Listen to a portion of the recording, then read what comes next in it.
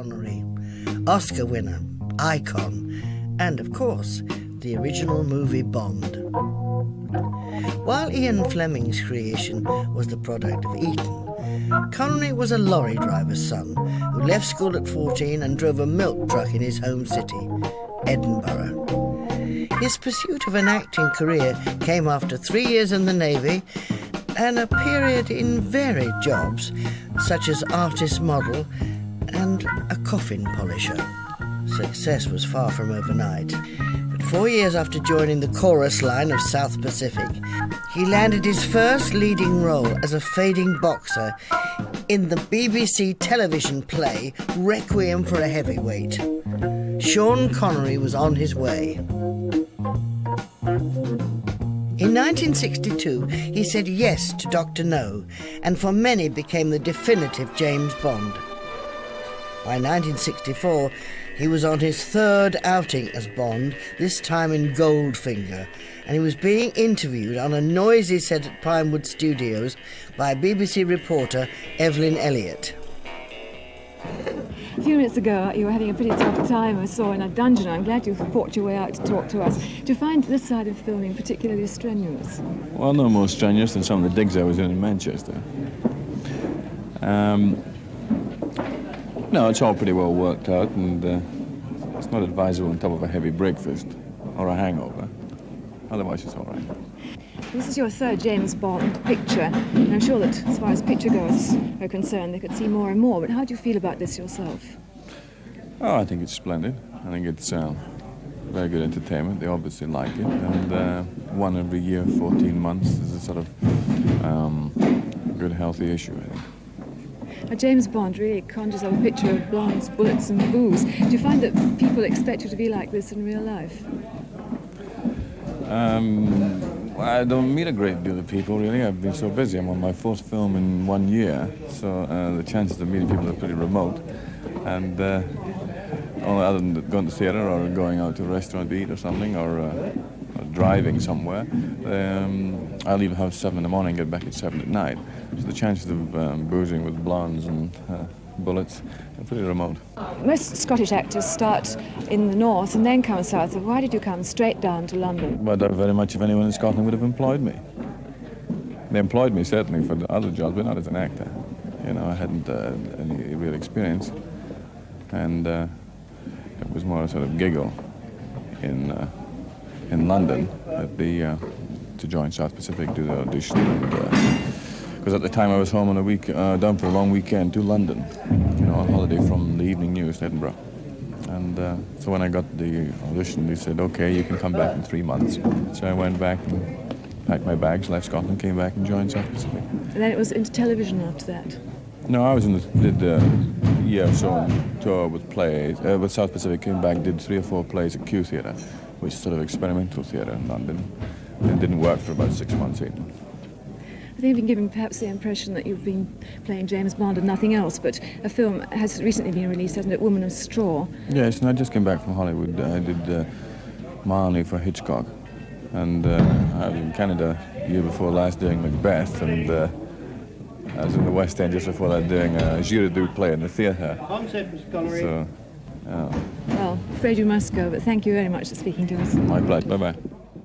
Goldfinger broke box office records everywhere. The world succumbed to Bond mania, and Connery was a true Hollywood superstar.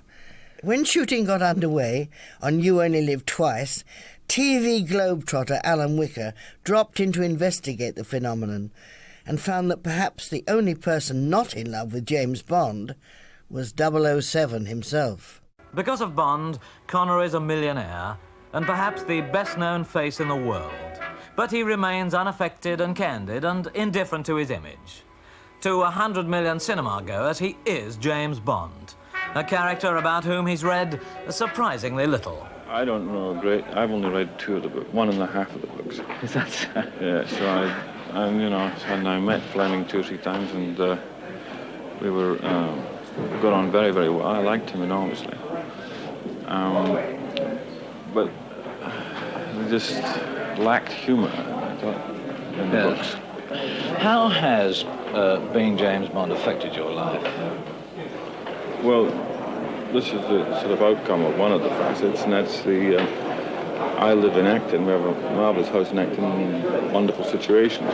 Unfortunately, it's too accessible. It means that people can come, you know, right up front gate, get in, and it's the only house in the street. It's a cul-de-sac right by a park, perfect situation, but they just come up and sit on top of the cars or come in the gate, knock at the door. It's too easy, you know, and it's the invasion of one's privacy, and I don't believe any of the rubbish about the price of fame or all that sort of jazz. I don't go for that at all. Have they been unpleasant? I mean, are people unpleasant? As a rule, no, but you get some real head cases that come round and have the most, you know, sort of absurd requests, like, it would be marvellous to come in and have tea, or could we come in and take some photographs, or could I sign on your wall, or, you know, juvenile, insane ideas. And there's only one way to solve it, is something practical, and that is not to be there. There was one cutting I read about you. It said you were relaxed and informal to the point of falling apart.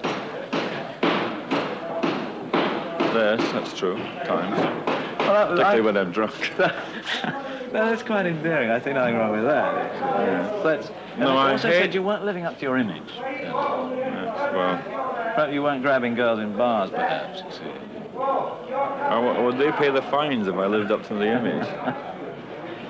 Most men will find it hard to believe, but Connery's tired of being James Bond, of earning $1 million plus a hefty percentage of the profits for each film.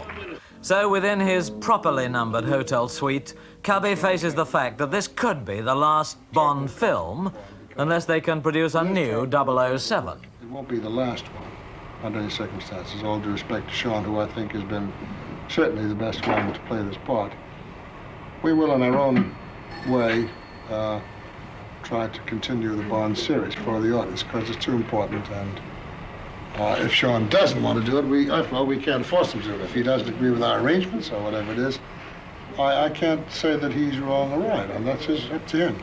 You'd have a headache breaking in a new Bond, actually, wouldn't you, after 5? Everything is a headache in making a picture, Yeah. but you have to be determined to find a way to do this. And if Sean doesn't want to do it, and he has a right not to do it, well, this won't stop us from making another Bond, because the audience out there want to see it. We present what we have for their approval. So Bond is going on. It's going to be like Sherlock Holmes. There'll be other Bonds to come. We think so, yeah. Connery was bored with Bond. He wanted to focus on other films and announced that You Only Live Twice was the final time he would play the secret agent. His replacement, George Lazenby, and the film On Her Majesty's Secret Service were not considered successes. So Connery took a then unprecedented paycheck of over $1 million to return to the role. He gave all the money to the Scottish International Educational Trust, as he explained in an interview on the programme Film Night. Sean Connery, after an absence of 4 years, what brings you back to James Bond? Well, I started 3 years ago a trust in Scotland, Scottish International Education Trust. And I had an opportunity in doing this film, Diamonds Are Forever, for an amount of money for the trust, which I can't disclose now on the program, but it was my fee. And we'll have a press conference, I think it's on September 4th or 5th, with the announcement of the actual amount. And with this, I could launch the trust with so much money that there could never be an excuse for it not succeeding unless the people who were involved in it and the conception and ideas were wrong in the first place, which I don't think either are true. But is it purely a question of money and the control you can have over films, or do you still have some affection for Bond?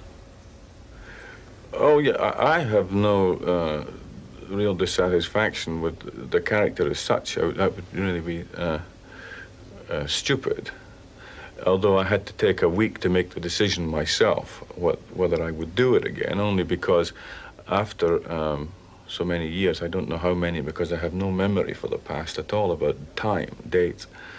It was too long to be involved just doing that and I didn't think I got a fair piece of the cake. You mean financially? Yes. It has in fact been 8 years since you first played Bond, and I wonder if in that time either the character or you have changed very much.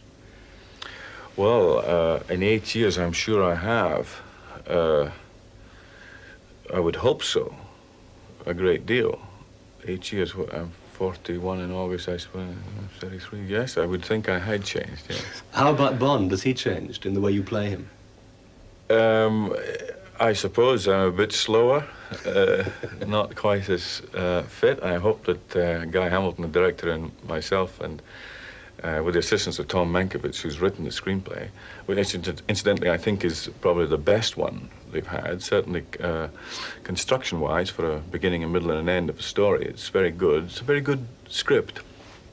I hope it's got enough, I think that there's humour in it to do with the passage in time as well. So is it a very faithful script to Fleming's original novel? I have never read the novel. I don't know. I think that I only read about 3 of them. I read Thunderball, because that was the first one we were supposed to do, Live and Let Die, and From Russia with Love. Why have you not read the rest? I don't really know. I don't know. Is it fair to say that, with the one exception of The Hill, your films away from Bond have not been nearly as successful as the ones you've done as 007? I have just done another film, The Anderson Tapes, for which I've got the premiere in Scotland, which incidentally has never happened in the history of the cinema business before. It's a film I made for Columbia with Sidney Lumet, who directed The Hill. And when I wanted to take the film to Scotland for the premiere, they said, well, you can't do that. And I said, why? And they said, because it had never been done before, you know, which is very much in the vein of the thinking in this country. Anyway, we have got it. And this, incidentally, is a phenomenal success now in America from coast to coast, which is also exciting for the fact that I have the premiere for the Trust in Scotland. But that was, I was referring to that merely because he had directed The Hill too, which was a sort of, I suppose, the yardstick one would use for, considered a success for me as an actor, and quite a considerable commercial success because it was black and white. And of course you're a businessman now as well as an actor. You have a number of interests in banking, among other things. So how important is being an actor still to you? Well, I've always maintained anyway that I wouldn't want to be just an actor. You know, so I mean, I'm a director of a bank, I'm in board of directors of industrial communications, and I have interest in I've got a 50% owner of a second-hand car business down the East End, and I have a production company, and a few other odds and ends. Getting back to Bond himself as a character, to some people he's a snob, a bore, an exhibitionist. To others he's the great escapist hero of all time. How do you feel about him as a character? Well, I think that I've got way past all that since the initiate Dr. No, you know. It's like if you've made something and you leave it around and somebody picks it up, and everybody will pick it up and see it as something else or look at it in a different way. And I don't think there's anything you can do about it after you've done it. And having committed oneself to doing it that way initially, apart from a few bits and pieces and some subtleties that go in for the aficionados, it's very much the same character. But do you think that, in fact, the golden Bond years of the mid-60s, when his name was on every aftershave lotion, every child's toy, are now really something of the past? Oh, possibly. I mean, I wouldn't know. I mean, it's perfectly possible that the cycle has ended. And I'm just glad to think that we have the money in the trust. But now, as you say, this is your own 6th Bond film. There have, in fact, been 2 without you, if you count Casino Royale. Yeah. That leaves, by my reckoning, 5 Ian Fleming novels still unfilmed. Is there any chance that you'll be turning up in those too? No. I came back for the one. That was the understanding. And I'd do the one, and I've got other things I want to do, you know. I mean, I have no desire to have £100 million. 50 million pounds at all. I know exactly what it is to be without money. I know exactly what money is to me. And when I know that, and I know a large percentage of myself, and I know which way I'm going. Connery knew he'd never shake off Bond completely, but over the following decade he enjoyed his freedom from the role, most notably in John Huston's The Man Who Would Be King. I think it's a superb script from many levels. It's very pleasurable dialogue and satisfying to people who like words, and there's humor, and there's a scale, size, you know, a couple of thousand armies, and there's action, and in many different locations throughout this country in particular.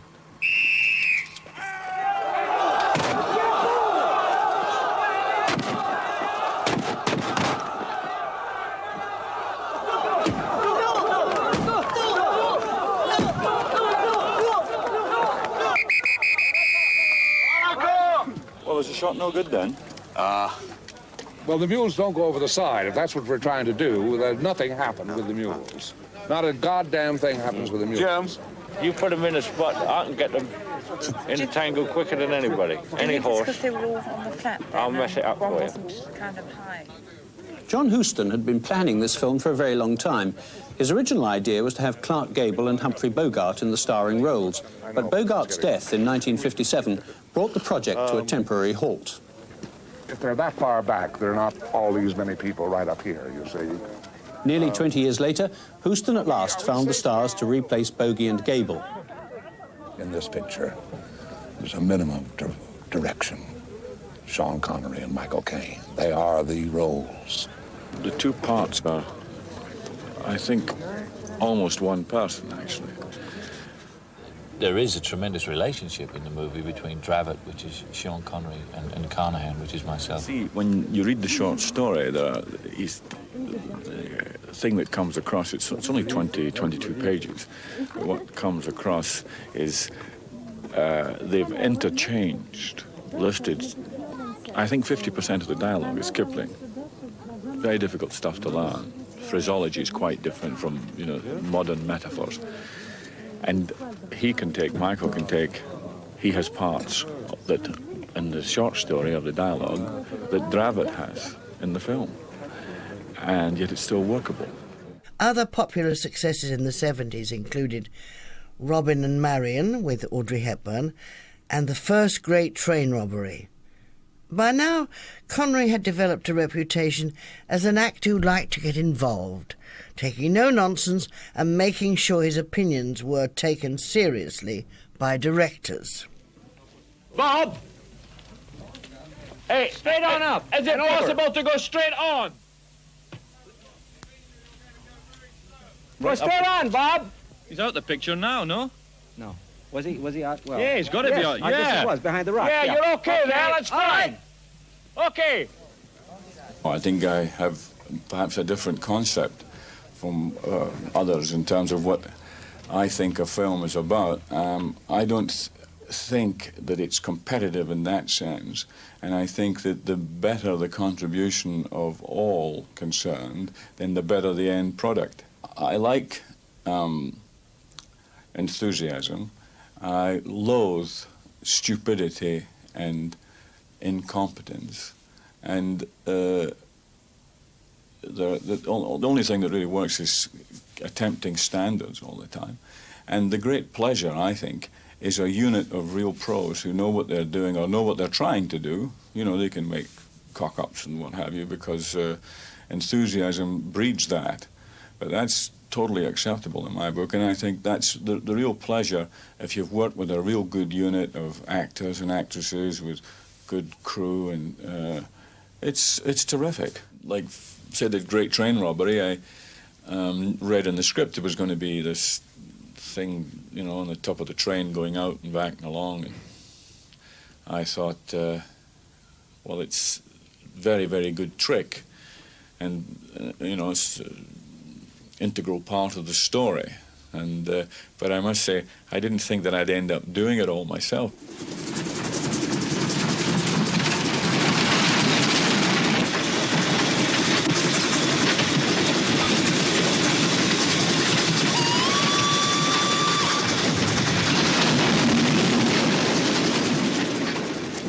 the train could never go above 35 miles an hour. Well, when we came to do it, I knew the train was going faster and faster. So we had a helicopter that followed me all the way out, over, back, all the way along. And when I got off the train at the station, we'd completed the take, and the pilots landed in the field next to us with the cameras. He came up to me and said, "You're bananas. You're doing 55 miles an hour down there." And I said, "No, I can only do 35 miles an hour." He said, "No." I said, "This is a modern, helicopter, you can see." So we walked down, Crichton and I and the pilot, walked down to the Irish train driver. He was standing there, black face. And we said, "What is this 35 miles an hour bit?" I said, 35 miles an hour, that's all the train will do. I said, "Well," and we looked, and there was no speedometer, there was no gauge. I said, "Well, how do you know it can only do 35 miles an hour?" He said, "We count the trees."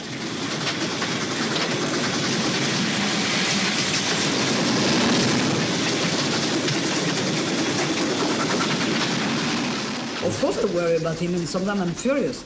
He told me afterward that he was running on the train. I was mad, because if I had been there, he would never have run on the train. I think it was silly. Sean was always the way he is now.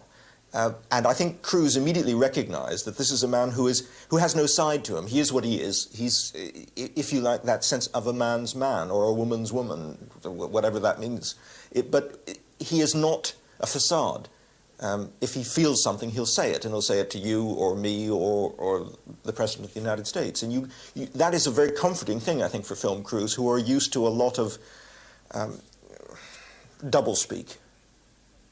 A very famous actress who should be nameless, I'm afraid.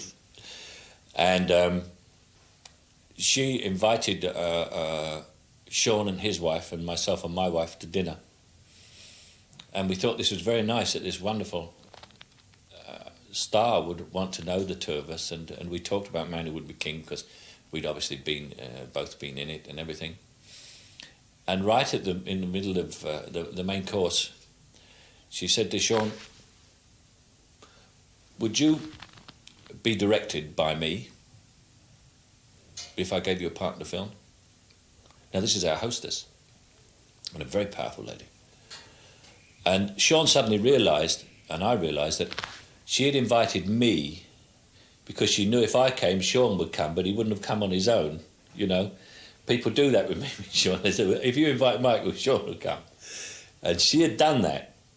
Now, I was quiet because I hadn't been asked the question. And Sean just looked at me and he said, "Good God, no, why should I?" He said, "I've made more pictures than you." He said, "Would you be directed by me?" She said, "No." He said, "Well, why on earth would you even ask me the question?" He said, "It's preposterous." And I later learned that the lady was up till dawn talking about that, very, very perturbed by it. And that's Sean. And it came out. I mean, I must admit, if she'd have said it to me, I would have said, "Well, I'd like to read the script, and I'm a typical Englishman waffling around saying, and we'll see how we go, and I'm not sure of my schedule, I have to phone my agent, and my wife's having a baby," or something I would have said. But he just said, "No, why would I do that?" He said, "Oh, no." The men who work with you, the people who work with you, regard you as a professional who knows the job, who likes to be surrounded by people who know the job, who doesn't suffer fools gladly. The press view, certainly in those early days, was of a very prickly, truculent, boorish individual who at every point would, really slam into them and just drive right through them. How do you reconcile these two images? Well, I give a little example of it, and I mean, I have to accept a part of it is true as well. If a mass of journalists come, and I'm talking about a mass, and they ask the same questions, it's very difficult to be genuinely stimulated or interested by the same question the 11th time. Eh? Do you regret giving up Bond as a character? I mean, that's the essential question. No, I never. How do you feel the Bond character's developed since you left him? Are you suggesting that sometime in the future you might go back and do Bond again? So if you wanted to go back and make another Bond movie, you could go and do so. Is that Oh, yeah. Despite experiences like that, Connery caused a sensation in 1983 when he revealed he'd play James Bond one more time, on his own terms, in Never Say Never Again. Sean, can we begin by backtracking a bit and go over the old ground? Why did you stop playing Bond? Oh, backtracking. It's a long way back. Well, I stopped mainly because the films escalated, got longer and longer, became more and more difficult to legislate in time. They got more and more hardware, and the producers were frightfully greedy.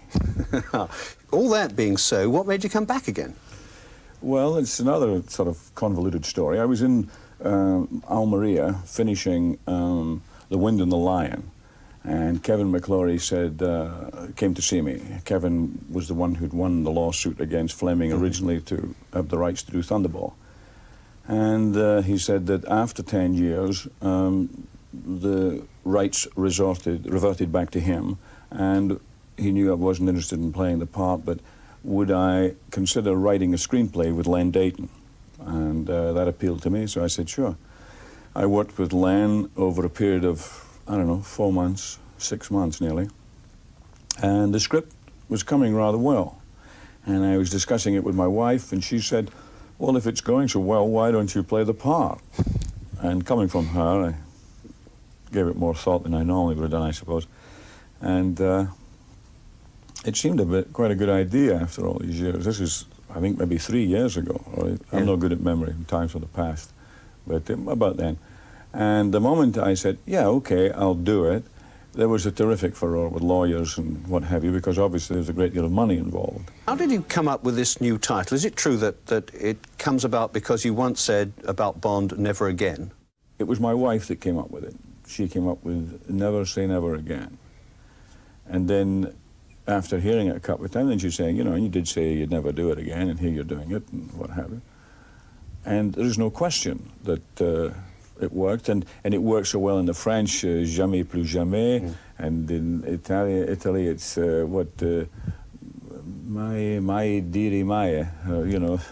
Oh, well, these are important considerations, aren't they? You get the title right everywhere. Well, also it writes a song, you know, it makes for the music, and then that's something else that takes it on. Incidentally, the producer promised my wife a sable coat for the title, and she's never received it, so I'll have to take legal proceedings, I think. Indeed, yes, I hope he's watching. Yeah. You have the reputation, Sean, of being about the least vain of actors. I mean, for instance, you're not wearing the rug now. Are you planning to extend that into playing without the rug, or is it just rug when you need it, rug when you don't? Yeah, because, you see, it's like, I was asked a question, I had to think about it the other day. Why do you wear a wig? Why are you not wearing a wig now? Or something. Well, first of all, it's a personal choice. I don't like wearing a hairpiece. I don't like sticking a false beard on. I would rather grow a beard. Unfortunately, I can't grow hair, so I'm stuck with that. But equally so, like The Wind and the Lion, Robin and Marion, The Man Who Would Be King, I chose not to wear a hairpiece. 5 Days, One Summer, I didn't wear a hairpiece because I dyed my hair white for The Man Who Would Be King, for 5 Days, One Summer. But that was because it seemed to work for the character in the film. And then on other parts, like Murder on the Orient Express, one got a better look for what one was after with a hairpiece. Well, the same applies with Bond, of course. Well, exactly. And, you know, we tried the other ways, and it just looked wrong. Were you inhibited in any way by the fact that when you were making Never Say Never Again, Roger Moore was making Octopussy? No, I made it quite clear at the outset that I was not in any way going to get involved in any silly race or any hype in terms of rivalry or whatever. As you know, as you well know, I've known Roger 20 years or so. In fact, we started around the same time, and I bumped into Roger in St. James's, and we had, you know, he said, "What are you doing? Where are you going?" I said, "Well, I'm going off to the Bahamas." He said, "Well," he said, "I'm going off to India," and, you know, this kind of chat. And I did say to him, you know, they're going to try and play a sort of hype business, but you shouldn't really pay any attention to it. And we didn't. In fact, I haven't seen Roger this time, but we saw a lot of each other in London because we were both filming at the same time. Yeah. We had a couple of, in fact, one of the best parties in London that same time when all the boys were in town. Michael Caine came in, and two James Bonds. Yeah, we never talked very much about the film. You'll no doubt be delighted to know that in a recent poll, I think it was 62% of men and 56% of women preferred you as James Bond. Well, you can't fight intelligence. Indeed you can't. Is there the possibility of another Sean Connery Bond, or is this really never again time? Well, I tell you, I've been involved in this for 2 years. And I don't know, I don't think I'll do another Bond. I mean, I'm really very tired. I haven't, it's the first time, I think, in I don't know how many years, where I don't have any kind of game plan about a film or a couple of projects. I did a film for a young guy, Stephen Weeks, The Green Knight. It's now called The Sword of the Valiant, and that's the only other thing that's still to come out. But I haven't fixed, I've turned everything down and gone back more to reading again, which I'm finding... You're not hinting that you're going to give up this acting game completely, are you? No, I don't think I will. I'd like to find something to direct. That would sort of get me back and excited again. I'm sure it's just a phase and it comes with age, I suppose. But I really think that they should make a 35-year-old young, kind of good actor, different, like some like this, what's his name, Mel Gibson, that sort of actor who can do it. That's what they want to find, I think. A new James Bond, a younger James Bond. Yeah, definitely. By the mid-80s, Connery had been one of the world's biggest stars for a quarter of a century.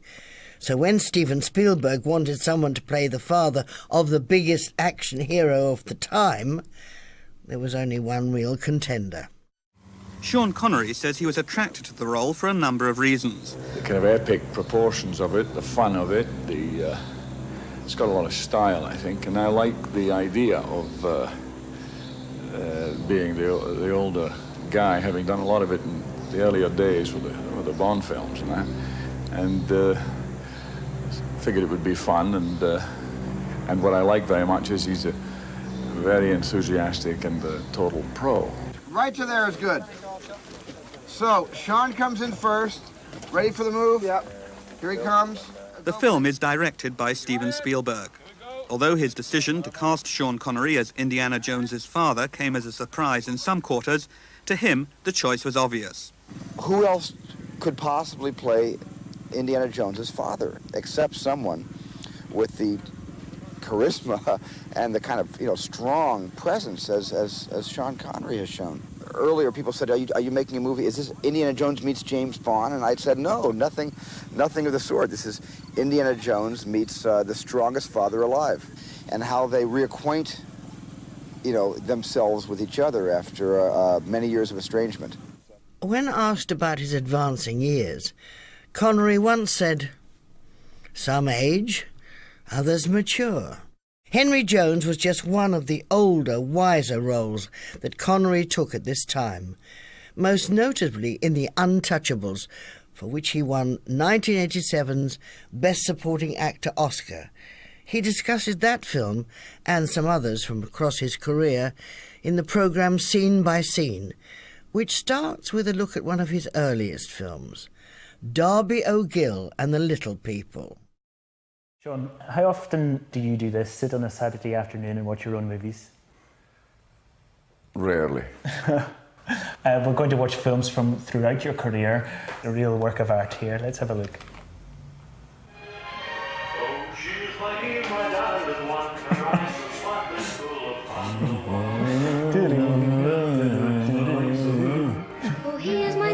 That's Janet, actually. Glorious and gone. Full of fun, no other can match the likes of him. Old Albert. My darling one, my smiling and big island one. Pretty Irish girl. Well.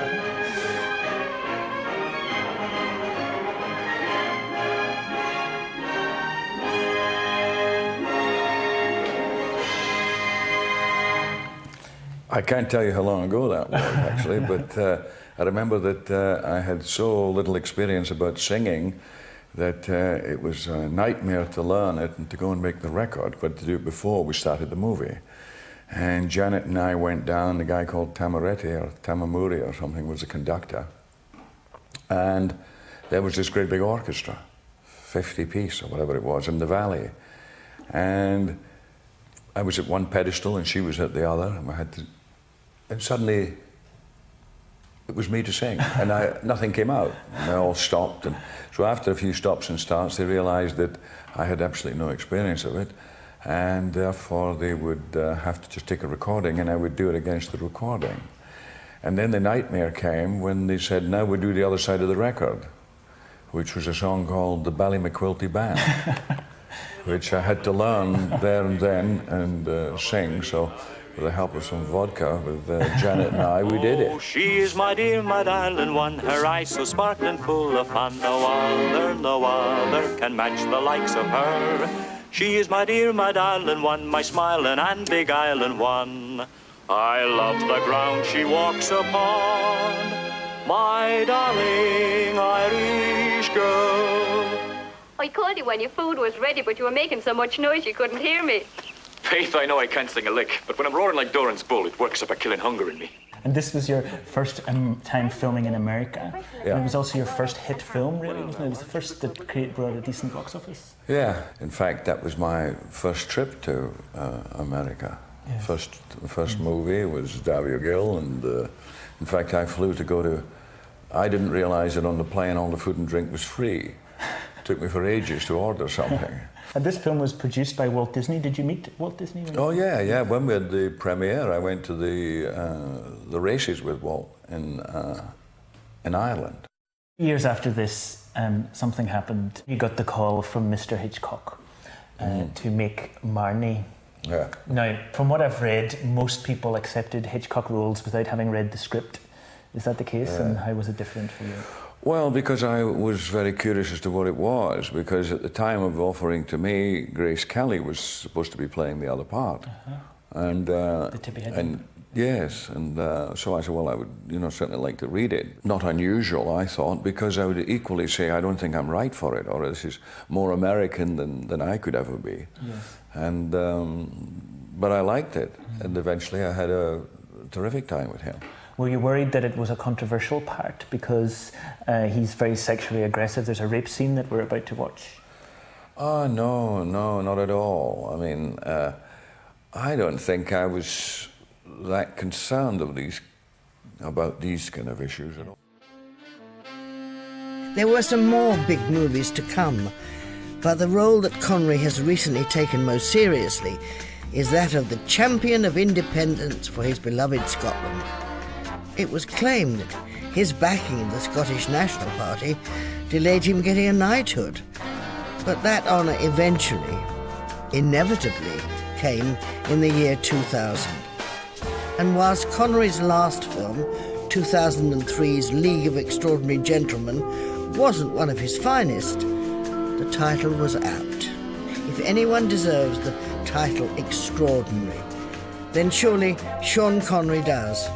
A great actor, a great success story, and a truly great Scot.